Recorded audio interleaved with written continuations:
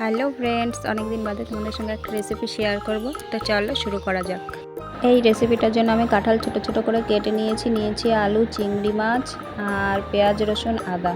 প্রথমে আমি মশলার একটা পেস্ট করে নেব। তার জন্য দিয়ে দিচ্ছি 2 চামচ জিরা, আদা কুচি, রসুন, গোলমরিচ গুঁড়ো আর 2 চামচ লঙ্কার গুঁড়ো।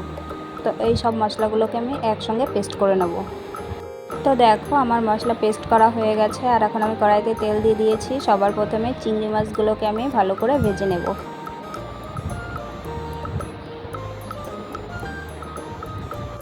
তোমরা তো বুঝতেই পেরে গেছো যে আমি কি রেসিপি করব। আমি করব এঁচোড় চিংড়ি। তো একটু অন্যরকমভাবে করব। আমি সেদ্ধ করার ঝামেলা ছাড়াই এঁচোড় চিংড়িটা করব।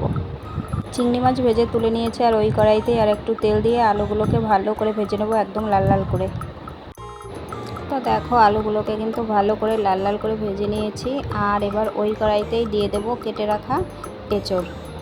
আর এঁচোড়টাকে কিন্তু ভালো করে ভাজতে হবে।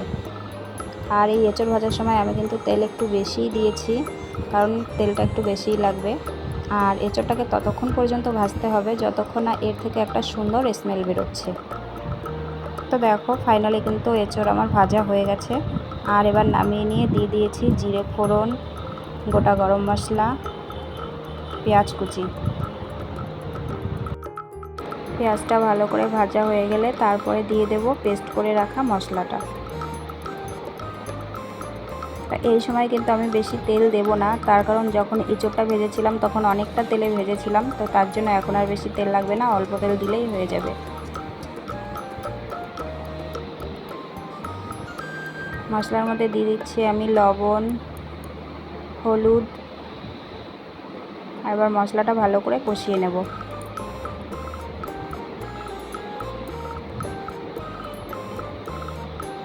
তো দেখো মশলা কষানো হয়ে গেছে, মশলা থেকে তেল ছেড়ে দিয়েছে। আর এখন আমি দিয়ে দিচ্ছি ভেজে রাখা এঁচোড়।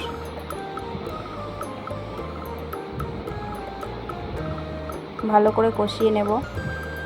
তো দেখো এরপরে দিয়ে দিচ্ছি আলু দেওয়ার পরে আবার কিছুক্ষণ নেড়ে চেড়ে কষিয়ে নেব, একটু সময় লাগবে। তো দেখো ফাইনালি কষানো কিন্তু হয়ে গেছে। আর এবার আমি দিয়ে দেব চিংড়ি মাছ দিয়ে নেড়ে চেড়ে জল দিয়ে দেব।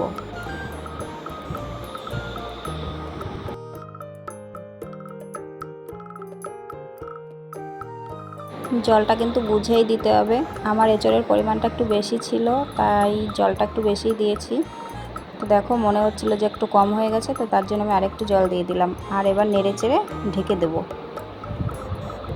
5 মিনিট রান্না হওয়ার পর আমি ঢাকাটা তুলে দেখছি, যে দেখি কেমন হয়েছে। তো দেখো আর একটু ঝোলটা কমবে। তার কিছুক্ষণ রান্না হলেই কিন্তু রেডি হয়ে যাবে আমার এঁচোড় চিংড়ি। তো তোমরা দেখতেই পাচ্ছো ঝোলটা কমে এসেছে।